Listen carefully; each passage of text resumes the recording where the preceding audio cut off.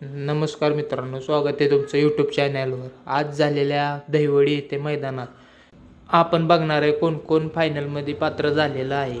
आपल्या सर्वांचा लाडका बकासूर सेमी क्रमांक 3 मध्ये पळून त्याच्यासोबत होता चिक्या. या दोघांनी गाडी चांगल्या प्रकारे फायनलसाठी पात्र केलेली आहे.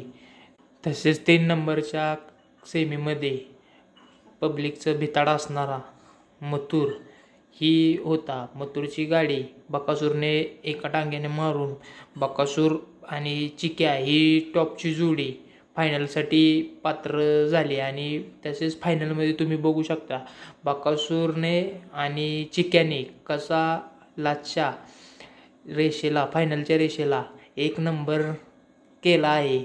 लास्टच्या काही क्षणात बकासूर आणि चिक्याला टॉपचं स्पीड लागून त्यांनी फायनलचा गुलाल केलेला आहे. 1 नंबरची जोडी पळून त्यांनी 1 नंबरचा मान केलेला आहे.